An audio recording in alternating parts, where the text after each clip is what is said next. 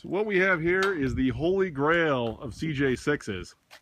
This particular Jeep has some real special parts in it, and I'm going to let its owner, Mitch Carter, kind of tell us a little bit about this Jeep and where it came from.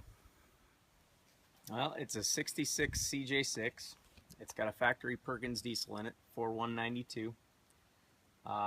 Rest of it's pretty much standard Jeep stuff, T90, T18. It's got a Warn overdrive in it, Dana 44 in the back, and I've swapped in a Dana 30 in the front, which gave me more options for lockers. This one's got ARBs front and rear.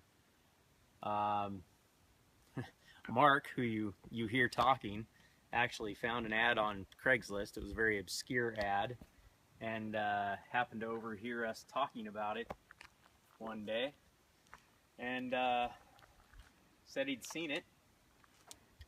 I picked up on the ad and went and picked it up. A little more to that story, but at the end of the day, here it is. It sat in the field for about 37 years, and now it runs and drives. How many of these were built? About 575 of them. This is number 449. Yeah, and as you can see, the tub, though it had seen some service in its early life, was pretty rust-free. It was in a farmer's field way out in eastern Washington, almost to Idaho. And as Mitch alluded to, kind of the funny side of that story is it was a really bad ad. And discussing it on at the office one day, where Mitch and I used to work together at ARB. Mitch still works there. He said he'd like to have a diesel, and I said, well, I think I had seen one. And so we actually located this on Google Earth. We could see it in the field next to the farmhouse. So the following, was it 2 weeks later, you went out and It was 2 weeks later. I'd had no prior contact with the seller, and kind of just on a Hail Mary drove about 5 hours with trailer and cash in hand, and ended up bringing this one home. Yeah, it had been down inoperative since the 70s, right? Last time it was licensed was 1977, as near as I can tell.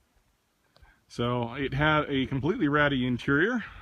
Mitch has since had the seats restored.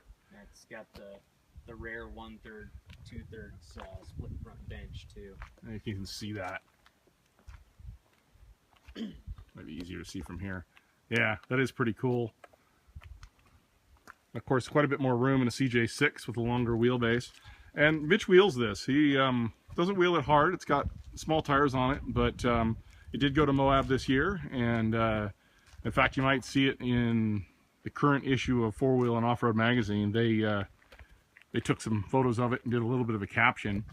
But did some trails down there and does trails up here, and he drives it fairly frequently. What's the top speed? About 67, 68, and that's downhill with the tail end.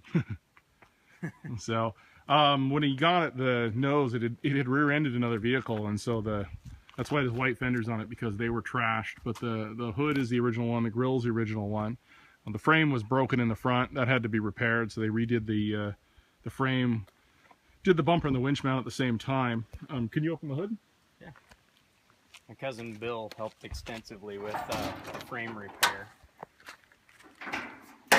Instrumental in getting it going again. Get out of the shadow here late in the day. Yeah, this is an unusual power plant. Built in England, correct? Correct. Yeah, it's a Perkins motor, and these were factory. You could order them in the mid-60s. Well, what years?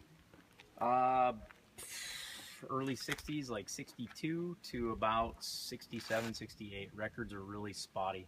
Yeah. On how many were even built. It took me forever to find even one document that suggested how many of them were built. So you can see some non-correct parts in there because, hey, you had to get it running. But the motor itself is the original one. The motor actually has been repaired before. The block has actually got a patch on it. Unfortunately, it's too dark down there to see that. But yeah, it's pretty cool. Neat Jeep, and certainly one that if you ever see another Perkins powered Jeep and you have the opportunity to buy it, you should definitely consider it. All right, until next time, happy Jeeping.